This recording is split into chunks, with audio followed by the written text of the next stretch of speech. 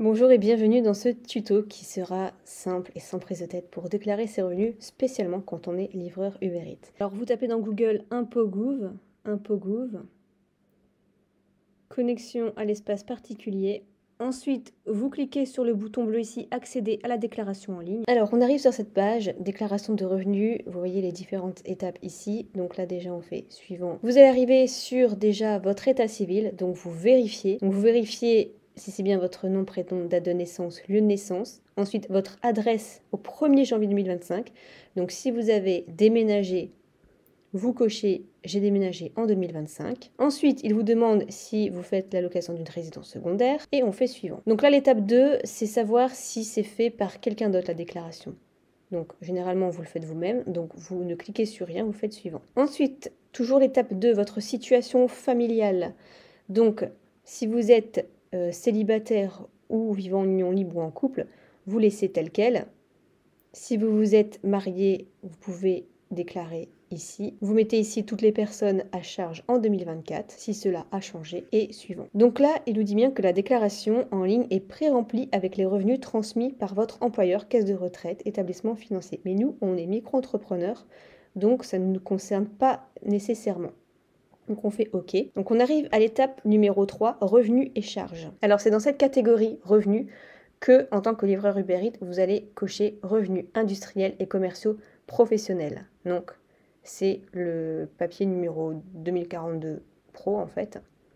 Pourquoi c'est ça? Parce que vous êtes en BIC, en bénéfices industriels et commerciaux. Et comme vous le faites à titre principal, ça devient revenus industriels et commerciaux professionnels. En clair, tu ne livres pas juste un repas, tu rends un service rémunéré de manière autonome, organisée et régulière.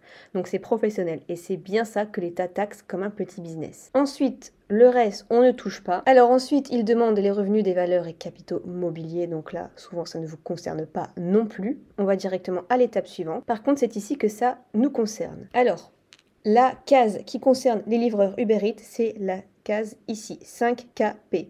Donc nous, c'est bien en régime micro-BIC, revenus imposables et prestations de services. Et tout ce qui est aussi location meublée, mais nous, c'est bien ici, prestations de services. Donc vous allez taper ici que vous avez gagné en 2024. On va prendre un exemple, on va dire, admettons, 18 899 €. On ne touche à rien d'autre et on fait suivant. Là, il nous redemande une confirmation de notre adresse. On refait suivant. Ici, vous demandez peut-être, est-ce qu'il faut remettre les revenus nets? La réponse est non, parce que cette case, elle est à remplir seulement si vous avez gagné de l'argent hors URSSAF. Genre, par exemple, des revenus professionnels non déclarés en tant que micro-entrepreneur. Et vous, en tant que livreur Uber Eats déclaré en micro-entreprise, tes revenus sont déjà soumis aux cotisations sociales via l'URSSAF. Donc, tu ne coches pas cette case. Tu la laisses vide. Et suivant. On arrive aux charges déductibles. Alors, toute cette catégorie, c'est surtout pour les revenus fonciers, les pensions alimentaires versées et les autres charges hors micro-entreprise. Donc ici, en micro-entreprise, on bénéficie d'un abattement forfaitaire automatique, donc 50% en prestation de service Uber Eats.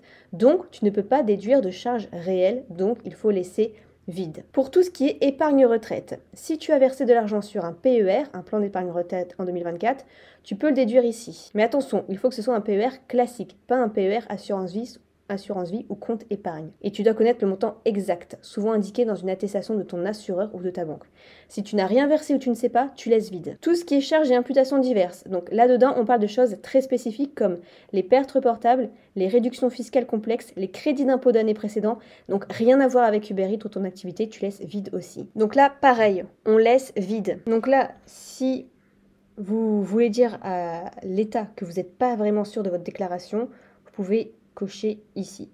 Mais bon, en tout cas, avec ce tuto, j'espère que tout est clair. Et suivant. Donc là, pareil, suivant. Et on a le résumé de votre déclaration. Donc là, vous avez la case « J'accepte que ces coordonnées bancaires soient utilisées pour le paiement de mon impôt sur le revenu dans le cas du prélèvement à la source ».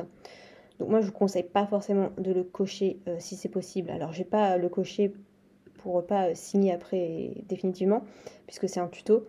Mais en fait, si vous ne cochez pas, vous allez recevoir par papier une relance ou un avis d'imposition avec un paiement manuel à faire, genre par carte, type ou par virement. Donc ça fait plus de paperasse, mais en tout cas, ils vont pas prélever directement et vous serez prévenu plutôt que de voir quelque chose qui a été débité. Donc c'est vraiment pas obligatoire, c'est conseillé si tu veux éviter les oublis et et rester tranquille. C'est juste une autorisation, pas un engagement à payer de quoi que ce soit tout de suite. Et tu pourrais le retirer plus tard depuis ton espace si besoin. En tout cas, moi je le conseille pas. Faites-le vraiment manuellement à chaque fois. Et vous pouvez ensuite signer votre déclaration et c'est terminé.